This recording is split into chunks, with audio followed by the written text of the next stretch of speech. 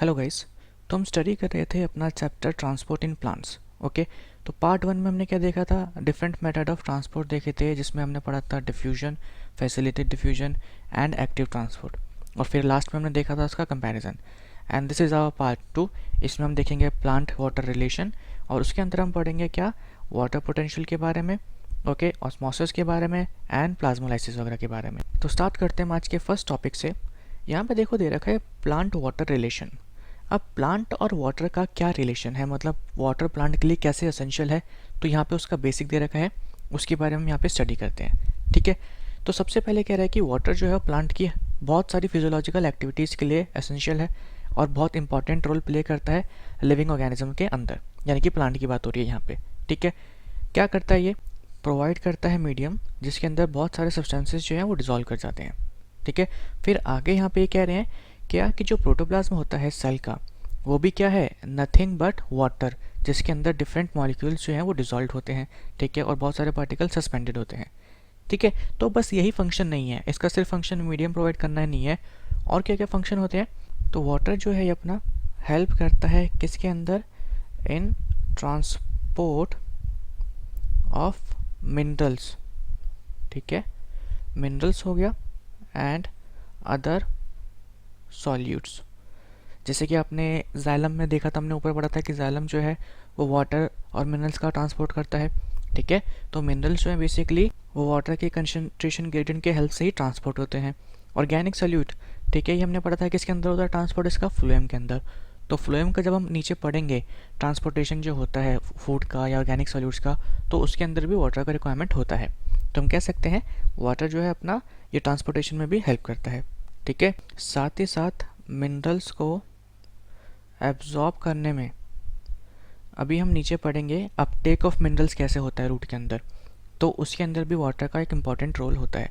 ठीक है, कुछ तो एक्टिवली ट्रांसपोर्ट हो जाते हैं, लेकिन पैसिवली जब एब्जॉर्प्शन होता है मिनरल्स का, वो किसकी वजह से होता है, वाटर की वजह से ही होता है। ठीक है, नेक्स्ट यहाँ पे हमें बता रखा है कि किस किस प्लांट के अंदर कितना कितना बेसिकली वाटर का परसेंटेज होता है। तो सबसे पहले दे रखा है वाटरमेलन के बारे में। इसके अंदर अगर आप देखेंगे तो 92% ऑफ वाटर प्रेजेंट होता है। उसके बाद दे रखा है किसका, हर्बेशियस प्लांट्स का। तो हर्बेशियस प्लांट्स के अंदर सिर्फ 10 to 15% of its fresh weight as dry matter, यानी कि ये कह रहा है कि जो हर्बेशियस प्लांट्स होते हैं उसके जो ड्राई मैटर होता है, ठीक है, वो कितना होता है, सिर्फ 10 to 15%। बाकी का अपना 90 to 85% पूरा का पूरा क्या होता है, वाटर होता है। आगे यहाँ पे बात कर रहे हैं कि डिस्ट्रीब्यूशन ऑफ वाटर जो है, ठीक है, वो कैसे कैसे वेरी करता है। तो वुडी पार्ट्स जो होते हैं प्लांट के, उसके अंदर वाटर थोड़ा कम होता है कंपेयर टू सॉफ्ट पार्ट्स जहाँ पे वाटर ज़्यादा होता है। तो देखो ये अभी ये वाला पोर्शन जो है प्लांट वाटर रिलेशन का, ये इतना इंपॉर्टेंट नहीं है, लेकिन स्टिल इसको एक बार हम देख लेते हैं। अब यहाँ पे कह रहा है कि टर्शियल प्लांट जो होते हैं अपने, ये अपटेक करते हैं ह्यूज अमाउंट ऑफ वाटर हर रोज़, लेकिन मोस्ट ऑफ वाटर जो होता है उसका वो क्या कर देते हैं, वो लॉस कर देते हैं किसके थ्रू, इवेपोरेशन के थ्रू। ठीक है, उस प्रोसेस को हम क्या कहते हैं, ट्रांसपिरेशन कहते हैं। इस प्रोसेस को भी हम आगे डिटेल में पढ़ेंगे। अब नेक्स्ट यहाँ पे दे रखा है क्या कि एक मैच्योर कॉर्न प्लांट जो है वो अब्जॉर्ब करता है कितना, 3 लीटर ऑफ वाटर। ठीक है, 3 लीटर वाटर बहुत ज़्यादा होता है कितने, पर डे में।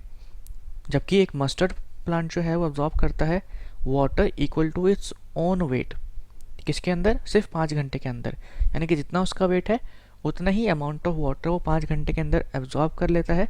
ठीक है, और उसका कह सकते हैं 95% इवेपोरेट भी कर देता है या ट्रांसफायर भी कर देता है।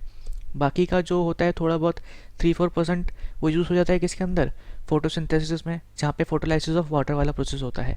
ओके, तो जब इतनी वाटर की डिमांड हम देख रहे हैं प्लांट्स के अंदर, तो हम कह सकते हैं कि वाटर जो है अपना वो क्या है, एक लिमिटिंग फैक्टर है प्लांट की ग्रोथ के लिए एंड प्रोडक्टिविटी के लिए। जैसे कि मान लो अगर कोई अपना प्लांट है, उसको बहुत सारा वाटर चाहिए। अब जैसे हम मान लेते हैं मस्टर्ड को अपने वेट के बराबर ही वाटर चाहिए, लेकिन अगर उसको वेट के बराबर वाटर नहीं मिलेगा तो उसकी ग्रोथ रिटार्ड हो जाएगी, अच्छे से ग्रो नहीं करेगा। ठीक है, और जिन फैक्टर्स की वजह से ग्रोथ नहीं हो पाती या जो अफेक्ट करते हैं डायरेक्टली इंडिविजुअल को, उसको हम क्या कहते हैं, लिमिटिंग फैक्टर्स कहते हैं।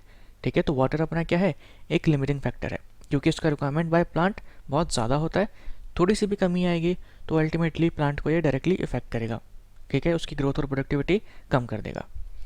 तो ये अपना बेसिक होता है प्लांट रिलेशन का कवर। अब जो मेन टॉपिक है और बहुत ज़्यादा इंपॉर्टेंट कह सकते हैं, कॉम्प्लिकेटेड कह सकते हैं, वो है हमारा water potential. According to me transport in plants का ये वाला टॉपिक जो है वो सबसे कॉम्प्लिकेटेड है। अगर आप इसको समझ गए तो आई गेस पूरा ट्रांसपोर्ट इन प्लांट्स या कह सकते हैं प्लांट फिजियोलॉजी बहुत ही सिंपल हो जाएगा। ओके, तो यहाँ पे हम पढ़ेंगे इस टॉपिक के अंदर वाटर पोटेंशियल के बारे में, सल्यूट पोटेंशियल के बारे में और फिर प्रेशर पोटेंशियल के बारे में। ओके, तो स्टार्ट करते हैं। सबसे फर्स्ट इम्पॉर्टेंट जो अपना लाइन है वो यहाँ पे ये है कि कह रहा है कि वाटर मॉलिक्यूल जो होते हैं पोजेस करते हैं काइनेटिक एनर्जी। अब जो काइनेटिक एनर्जी जो है वाटर मॉलिक्यूल्स के अंदर वो कैसे आती है, जैसे कि मान लो यहाँ पे अपना एक जार है, अब इसके अंदर प्रेजेंट है वाटर मॉलिक्यूल्स, ठीक है। तो इन वाटर मॉलिक्यूल्स के अंदर मूवमेंट होता रहता है और वो कैसा होता है, रैपिड होता है और कांस्टेंट होता है, ठीक है। अब इस रैपिड और कांस्टेंट मूवमेंट की वजह से ये आपस में कोलाइड करते हैं और कोलाइड करने की वजह से इनके अंदर जनरेट होती है काइनेटिक एनर्जी और इसको हम क्या कह सकते हैं, फ्री एनर्जी। तो जो फ्री एनर्जी होती है वाटर की, या कह सकते हैं जो काइनेटिक एनर्जी होती है वाटर की, उसी को हम क्या कहते हैं, वाटर पोटेंशियल कहते हैं। अब अपना जो वाटर पोटेंशियल है उसको हम रिप्रेजेंट करते हैं किससे, साई से, इस साइन से, ठीक है। इसको हम क्या कहते हैं, साई। और नीचे आ जाएगा यहाँ पे अपना W, तो ये फॉर वाटर, वाटर पोटेंशियल, ठीक है। अब ये वाटर पोटेंशियल जो है अपना, ये डायरेक्टली प्रोपोर्शनल होता है किसके, कंसंट्रेशन ऑफ H2 मॉलिक्यूल्स, क्योंकि जितने ज़्यादा अपने मॉलिक्यूल्स होंगे उतना ही ज़्यादा उसके अंदर कॉलिजन होगा, अल्टीमेटली उतनी ही ज़्यादा काइनेटिक एनर्जी होगी। और काइनेटिक एनर्जी को ही हमने क्या बोला कि वो क्या है, वाटर पोटेंशियल है। ओके, तो अब यहाँ पे यही लिखा हुआ है कि greater the concentration of water, greater कितनी होगी अपनी काइनेटिक एनर्जी होगी और उतना ही ज़्यादा वाटर पोटेंशियल होगा। तो अब खुद इमेजिन करो कि सबसे ज़्यादा वाटर मॉलिक्यूल्स हमें किसके अंदर देखने को मिलेंगे, प्योर वाटर के अंदर, सॉल्यूशन के अंदर, किस में होंगे, इट्स ऑब्वियस कि प्योर वाटर के अंदर होंगे, क्योंकि प्योर वाटर के अंदर कोई भी सल्यूट नहीं है। दैट मीन्स कि वहाँ पे सब कुछ क्या होगा, वाटर मॉलिक्यूल्स होंगे। तो यहाँ पे ये लिखा है कि प्योर वाटर जो है उसका ग्रेटेस्ट वाटर पोटेंशियल होता है, ठीक है। अब एक और इम्पॉर्टेंट क्वेश्चन यहाँ पे आता है कि वाटर पोटेंशियल बेसिकली हम पढ़ क्यों रहे हैं, क्योंकि जब हम लॉन्ग डिस्टेंस ट्रांसपोर्ट पढ़ेंगे वाटर का तो वहाँ पे ये सारी टर्म्स ना बहुत ज़्यादा बार यूज़ हो रही हैं। वहाँ पे क्या बोलेंगे कि हाँ भाई वाटर जो है अपना मूव कर रहा है फ्रॉम हायर पोटेंशियल से लोअर पोटेंशियल, तो उस केस में ये हमें हेल्प करता है स्टडी करने में, या कह सकते हैं उन कॉन्सेप्ट्स को समझने में। अब जैसे कि यहीं पे दे रखा है, देखो कि अगर दो सिस्टम है, दोनों वाटर कंटेन कर रहे हैं, ठीक है, और कॉन्टैक्ट में है, तो मूवमेंट जो होगा वाटर मॉलिक्यूल्स का वो कहाँ से होगा, from system with higher energy to one with lower energy, ठीक है। अब हायर एनर्जी किसकी होगी, इस चीज़ को समझते हैं। यहाँ पे अपने दो सिस्टम्स हो गए, ओके, बीच में इनके मेम्ब्रेन है, ये है A और ये है B। तो यहाँ पे ये हम ड्रॉ कर रहे हैं वाटर मॉलिक्यूल्स। यहाँ पे आप देख सकते हैं वाटर मॉलिक्यूल्स बहुत ज़्यादा हैं, यहाँ पे वाटर मॉलिक्यूल्स जो हैं वो कम है, ओके। और इसके अंदर थोड़ा क्या प्रेजेंट है, सॉल्यूट प्रेजेंट है। तो अब हमने कहा था कि जो प्योर वाटर होगा जिसके अंदर सिर्फ वाटर मॉलिक्यूल्स होंगे उसका वाटर पोटेंशियल ज़्यादा होगा। तो A और B में से जाहिर सी बात है कि वाटर पोटेंशियल A का ज़्यादा होगा, तो वाटर मूव करेगा कहाँ से, फ्रॉम हाई पोटेंशियल से लो पोटेंशियल। समझ में आ गया। तो आप एग्ज़ाम में भी ऐसे डायग्राम्स बना के क्वेश्चंस को सॉल्व करेंगे तो काफ़ी इजी हो जाएगा। एग्ज़ाम में भी आपको 4-5 सेल बना के दे देंगे, ठीक है, सबका वाटर पोटेंशियल बता देंगे। वाटर पोटेंशियल नहीं बताएंगे तो सॉल्यूट और प्रेशर पोटेंशियल बता देंगे, उसकी हेल्प से आप वाटर पोटेंशियल निकाल सकते हैं। ये हम अभी देखेंगे कि वाटर पोटेंशियल में, सॉल्यूट पोटेंशियल में और प्रेशर पोटेंशियल में क्या रिलेशन होता है। ओके, आगे मूव करते हैं। तो यहाँ पे देखो इन्होंने वही बता रखा है कि वाटर पोटेंशियल जो है उसको डिनोट करते हैं हम ग्रीक सिंबल साई से, ठीक है। और इसका यूनिट याद रखना है, एग्जाम में पूछ लेता है कभी कभी कि वाटर पोटेंशियल का यूनिट क्या है, तो पास्कल जो है अपना इसका यूनिट है। अब देखो हमने ऊपर अभी समझा था कि प्योर वाटर जो है उसका वाटर पोटेंशियल मैक्सिमम होगा। क्यों होगा ये भी हमने देखा था, क्योंकि उसके अंदर बहुत सारे वाटर मॉलिक्यूल्स प्रेजेंट होते हैं और वाटर पोटेंशियल अपना डायरेक्टली प्रोपोर्शनल होता है किसके, कंसंट्रेशन ऑफ H2 मॉलिक्यूल्स। तो बाय कन्वेंशन जो अपने साइंटिस्ट थे उन्होंने क्या माना कि जो प्योर वाटर होगा उसका वाटर पोटेंशियल हम लेंगे 0। दैट मीन्स कि 0 वाटर पोटेंशियल क्या है अपना, मैक्सिमम है। क्योंकि प्योर वाटर से ज़्यादा वाटर मॉलिक्यूल्स तो किसी सोल्यूशन में प्रेजेंट हो ही नहीं सकते, यानी कि जितने भी सॉल्वेंट्स होंगे, ठीक है, बाकी के जितने भी सॉल्वेंट होंगे एक्सेप्ट प्योर वाटर, उनका वाटर पोटेंशियल कैसा होगा, नेगेटिव होगा, ठीक है। और ये ज़ीरो कब होगा, स्टैंडर्ड टेम्परेचर पे, और जब प्रेशर एक्सटर्नल, यानी कि आपने एक्सटर्नली कोई प्रेशर अप्लाई नहीं कर रखा था, तो एक्सटर्नल प्रेशर क्या होगा, ज़ीरो होगा, जैसे कि यहाँ पे लिखा है without any under external pressure और स्टैंडर्ड टेम्परेचर पे, ठीक है। अब होता क्या है कि जब अगर आप इसके अंदर, यानी कि अपने प्योर वाटर के अंदर आप कुछ सल्यूट ऐड कर देंगे, तो जाहिर सी बात है कि पहले जितने H2 मॉलिक्यूल्स थे अब वो कम हो जाएंगे। क्यों? क्योंकि कुछ H2 मॉलिक्यूल सल्यूट के साथ बाइंड कर जाएंगे और जो आपके सॉल्यूशन है उसके अंदर फ्री वाटर मॉलिक्यूल्स कम बच जाएंगे। Ultimately concentration of water decrease कर जाएगा, और कंसंट्रेशन रिड्यूस करेगा किसका, वाटर मॉलिक्यूल्स का, तो हमारा वाटर पोटेंशियल भी रिड्यूस कर जाएगा, क्योंकि फिर से वाटर पोटेंशियल अपना डायरेक्टली प्रोपोर्शनल होता है किसके, कंसंट्रेशन ऑफ H2 मॉलिक्यूल्स के। और यहाँ पे फिर से इन्होंने वही चीज़ बता रखी है जो हमने अभी बताई थी कि जितने भी सॉल्यूशंस होंगे सबका वाटर पोटेंशियल कम होगा then pure water solution. Okay, अब हुआ क्या, हमने यहाँ पे बोला कि आपने सॉल्यूट डाला तो वाटर पोटेंशियल कम हो गया, तो ये जो मैग्नीट्यूड होता है कि कितना वाटर पोटेंशियल अपना कम हुआ, यही मैग्नीट्यूड क्या रिप्रेजेंट करता है, बेसिकली सॉल्यूट पोटेंशियल, ठीक है। तो आई गेस सॉल्यूट पोटेंशियल भी समझ में आ चुका है, अगर नहीं समझ में आया तो उसको फिर से समझते हैं। जैसे कि मान लो यहाँ पे अपने दो जार्स हैं, इसके अंदर है प्योर वाटर, ठीक है, इसका वाटर पोटेंशियल ज़ीरो होगा। अब इसके अंदर आपने कुछ सॉल्यूट डाल दिया जिसकी वजह से इसका वाटर पोटेंशियल कितना हो गया, -10। तो ये जो चेंज आया है अपने वाटर पोटेंशियल में -10 का, यही क्या है, सॉल्यूट पोटेंशियल है, ठीक है। तो अगर इसको सिंपल टर्म्स में आपको समझना है तो आप ये कह सकते हैं difference between pure water solution and solvent after adding A solute, वही अपना क्या होता है, सॉल्यूट पोटेंशियल होता है। अब सॉल्यूट पोटेंशियल हमेशा कैसा होगा, अपना नेगेटिव होगा। क्यों नेगेटिव होगा, क्योंकि इसके आने से अपना वाटर पोटेंशियल हमेशा डिक्रीज ही करता है, क्योंकि आप सॉल्यूट डालेंगे number of free water molecules decrease कर जाएंगे, तो अपना वाटर पोटेंशियल हमेशा इससे आने से डिक्रीज करता है, इसलिए कैसा होता है, नेगेटिव होता है, ठीक है। तो ये एक इम्पॉर्टेंट है, यहाँ पे आपको याद रखना है कि सॉल्यूट पोटेंशियल हमेशा अपना नेगेटिव होता है। अब जैसे अपना वाटर पोटेंशियल डायरेक्टली प्रोपोर्शनल था किसके, कंसंट्रेशन ऑफ H2 मॉलिक्यूल्स के, उसी तरह अपना सॉल्यूट जो होता है पोटेंशियल, ये डिपेंड करता है किसके ऊपर, सॉल्यूट मॉलिक्यूल्स के कंसंट्रेशन पे, यानी कि जितने ज़्यादा सॉल्यूट्स आप डालेंगे उतना ही नेगेटिव सॉल्यूट पोटेंशियल होगा, ठीक है। फिर यहाँ पे एक इम्पॉर्टेंट रिलेशन दे रखा है, और वो क्या है कि एटमॉस्फेरिक प्रेशर पे वाटर पोटेंशियल अपना इक्वल होता है किसके, सॉल्यूट पोटेंशियल के, यानी कि जब कोई भी एक्सटर्नल प्रेशर अप्लाइड नहीं होता उस केस में अपना वाटर पोटेंशियल बराबर होता है किसके, सॉल्यूट पोटेंशियल के लिए। फ़र्क क्या है बस कि ये नेगेटिव होगा, ठीक है। तो इसको हम आगे भी देखेंगे एक रिलेशन की हेल्प से। अभी आप समझ लीजिए बस कि ये दोनों एटमॉस्फेरिक प्रेशर पे इक्वल होते हैं। या आप यहाँ पे देखिए, यहाँ पे भी तो हमने समझा था कि जब हम सल्यूट डाल रहे हैं तो वाटर पोटेंशियल -10 हो गया, ठीक है, और ये जो -10 का डिक्रीज़ हुआ यही क्या है, सॉल्यूट पोटेंशियल है।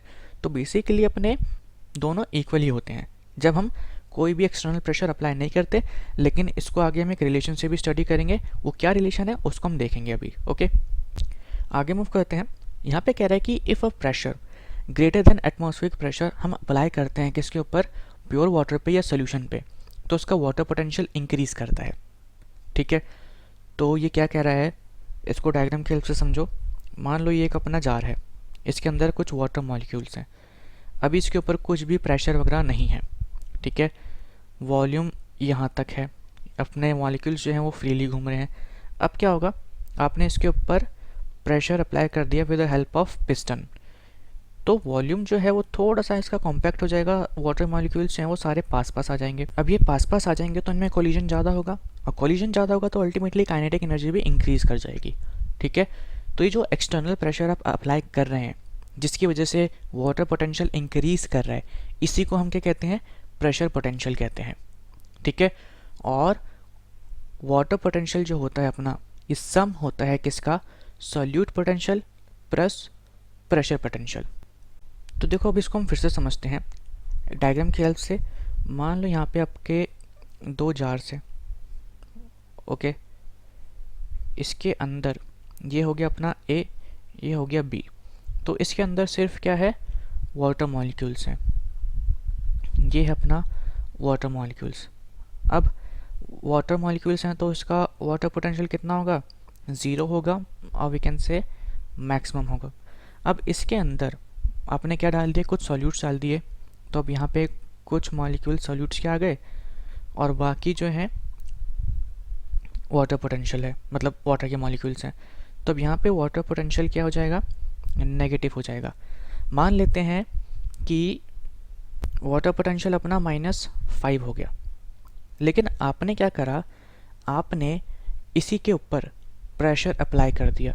प्रेशर अप्लाई करा तो ये सारे मॉलिक्यूल्स जो थे पास पास आ गए। पास पास आने की वजह से इनका कोलिजन बढ़ा, ठीक है। और कोलिजन बढ़ने की वजह से क्या होगा, इसका वाटर पोटेंशियल फिर से इंक्रीज कर जाएगा।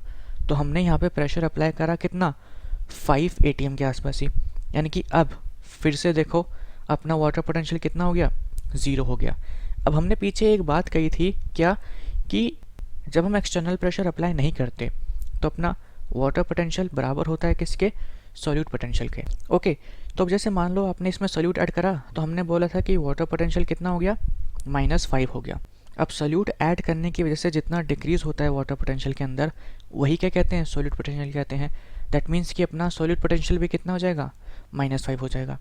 अब इसको फिर से सेम इक्वेशन पे रखते हैं, तो -5 प्रेशर कुछ भी नहीं है, 0। तो आप देख सकते हैं इस केस में अपना ये क्या है, दोनों के दोनों बराबर है, ओके। तो आते हैं हम फिर से एक बार एनसीईआरटी पे। तो ये रहा अपना प्रेशर पोटेंशियल, हमने समझ लिया था ये क्या है, कि एक्सटर्नल प्रेशर जो हम अप्लाई करते हैं टू इंक्रीज वाटर पोटेंशियल, वही अपना क्या होता है, प्रेशर पोटेंशियल, ठीक है। अब हमने ऊपर पढ़ा था कि सॉल्यूट पोटेंशियल हमेशा नेगेटिव होता है, क्यों, क्योंकि उसकी वजह से वाटर पोटेंशियल डिक्रीज कर रहा है। प्रेशर पोटेंशियल की वजह से वाटर पोटेंशियल हमेशा इंक्रीज करता है, इसलिए क्या होगा, हमेशा पॉजिटिव होगा, ठीक है। अब प्रेशर पोटेंशियल को हम किससे रिप्रेजेंट करेंगे, साई तो यूज़ करेंगे, बट यहाँ पे क्या आ जाएगा, पी आ जाएगा। और ये जो रिलेशन है वाटर और सॉल्यूट पोटेंशियल के बीच में, ये हमने डिस्कस कर लिया है, ठीक है। अब एग्जाम में देखो कैसे क्वेश्चंस आते हैं, आपको यहाँ पे बना के दे देंगे क्या, 4 सेल्स, ठीक है, 4 या 5 सेल्स बना के दे देंगे कुछ इस तरीके से। यहाँ पे हमने 3 ही बनाए हैं। अब एक केस में तो आपको दे देंगे पूरा का पूरा वाटर पोटेंशियल, एक केस में दे देंगे क्या, सॉल्यूट पोटेंशियल और प्रेशर पोटेंशियल।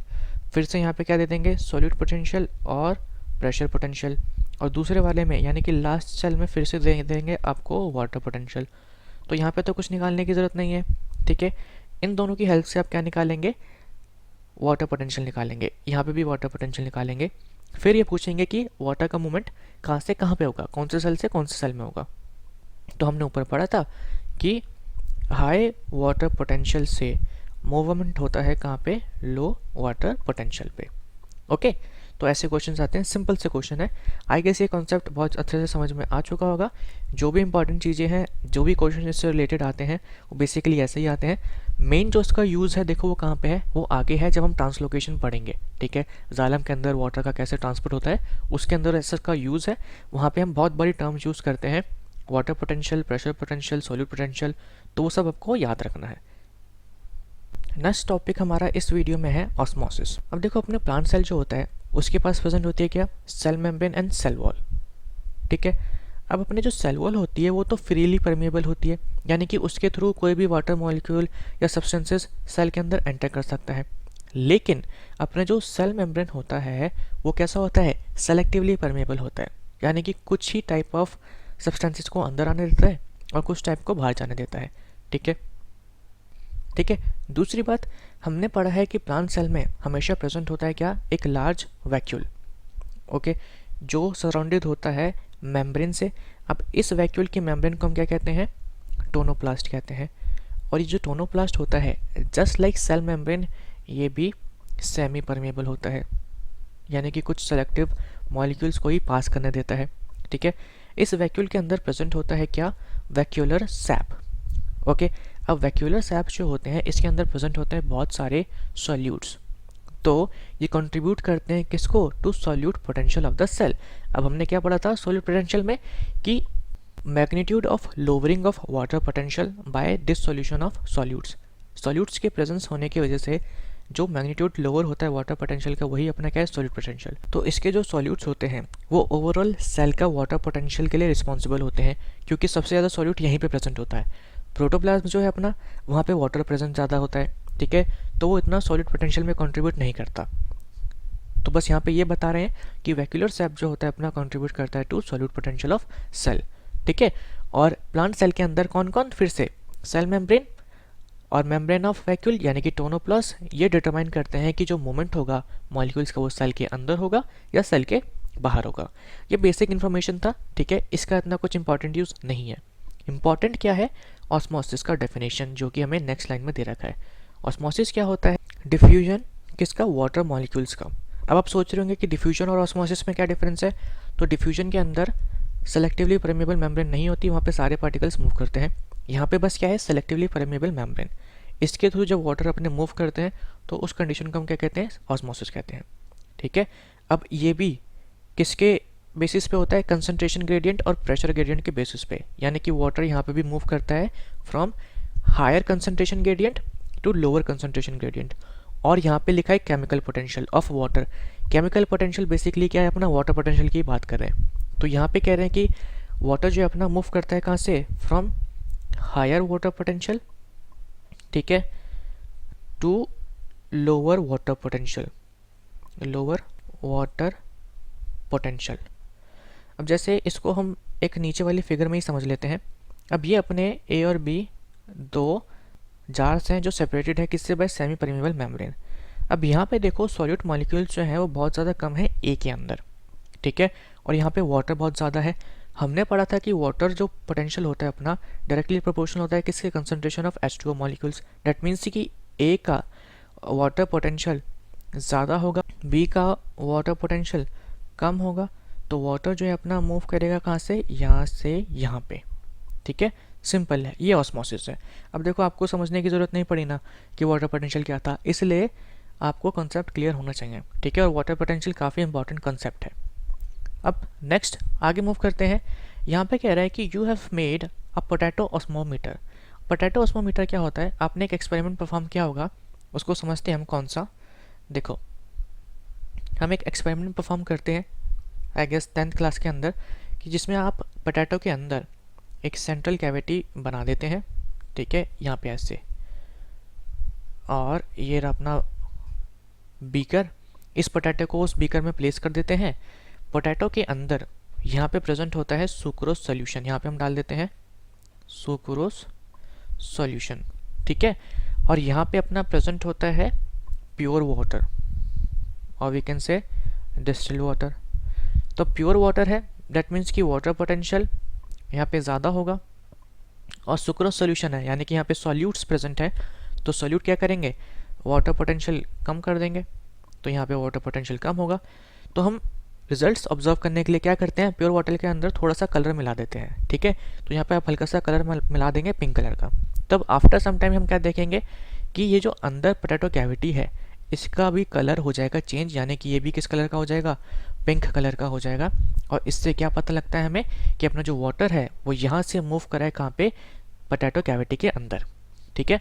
तो बेसिकली एक प्रूफ है जो हमें बताता है कि ऑस्मोसिस आकर करता है। अब एक और एक्सपेरिमेंट है जो हमें बताता है कि ऑस्मोसिस आकर कर रहा है।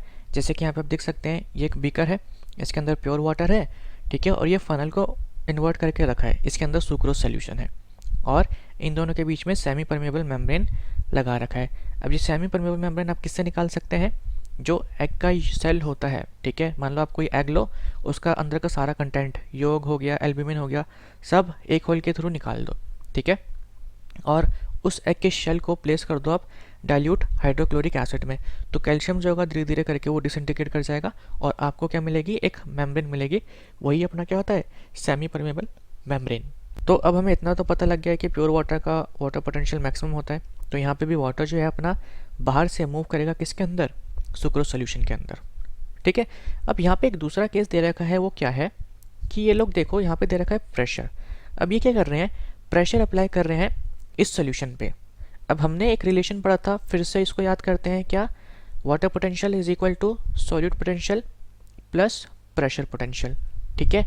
तो सॉल्यूट पोटेंशियल की वजह से अपना इसका सुक्रोज सॉल्यूशन का वाटर पोटेंशियल डिक्रीज हो गया था, लेकिन अब प्रेशर अप्लाई कर रहे हैं। अब प्रेशर अप्लाई कर रहे हैं तो वाटर पोटेंशियल इस सॉल्यूशन का फिर से इंक्रीज कर जाएगा, और वाटर पोटेंशियल इंक्रीज करेगा, ठीक है, और धीरे धीरे करके आ जाएगा किसके बराबर, प्योर वाटर के बराबर।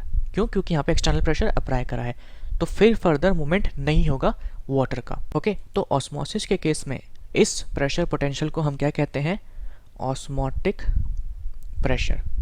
अब ऑस्मोटिक प्रेशर हमारा हमेशा फंक्शन होता है किसका, सॉल्यूट कंसंट्रेशन का। देखो ऊपर वही सब चीज़ें लिखी है जो हमने अभी समझाई थी, ठीक है, तो उसको आप रीड कर सकते हैं। ऑस्मोटिक प्रेशर अपना जो है फंक्शन होता है किसका, सॉल्यूट कंसंट्रेशन का, यानी कि जितना ज़्यादा सॉल्यूट होगा उतना ही ज़्यादा हमें प्रेशर बढ़ाना पड़ेगा या प्रेशर लगाना पड़ेगा, किसके लिए, वाटर को डिफ्यूज़ करने से रोकने के लिए, ठीक है। तो हम कह सकते हैं अपना ऑस्मोटिक प्रेशर न्यूमेरिकली इक्वल होता है किसके, ऑस्मोटिक पोटेंशियल के। ऑस्मोटिक पोटेंशियल जो होता है उसको हम क्या कहते हैं, सॉल्यूट पोटेंशियल भी कहते हैं। यानी कि ये कह रहा है कि ऑस्मोटिक प्रेशर ये बराबर है किसके, सॉल्यूट पोटेंशियल के लिए, ठीक है। बस डिफरेंस क्या होता है, देखो ऑस्मोटिक प्रेशर इज पॉजिटिव, ठीक है, वाइल ऑस्मोटिक पोटेंशियल और we can say solute potential is negative. ये हमने ऊपर भी देखा था कि सॉल्यूट पोटेंशियल अपना जो था वो नेगेटिव था, क्योंकि इसकी वजह से वाटर पोटेंशियल अपना डिक्रीज कर रहा है। और जस्ट लाइक प्रेशर पोटेंशियल वो क्या कर रहा था कि प्रेशर पोटेंशियल अपना वाटर पोटेंशियल इंक्रीज कर रहा था, तो यहाँ पे भी अपना osmotic pressure water potential increase कर रहा है, तो ये कैसा होगा, पॉजिटिव होगा, ठीक है। ये थोड़ा सा कॉम्प्लिकेटेड है, इस वीडियोस को आप एक दो बार ही देख के एनसीईआरटी का थोड़ा रीडिंग फिर से करना, ये ज़रूर समझ में आ जाएगा, ठीक है। इसके अलावा वाटर पोटेंशियल और ऑस्मोसिस से बाहर कोई क्वेश्चन नहीं आएगा, ठीक है। आगे इसको हम देखेंगे कि इन टर्म्स को या कह सकते हैं इन कॉन्सेप्ट को हम कैसे अप्लाई करेंगे और स्टडी करेंगे long distance transport. Thank you so much.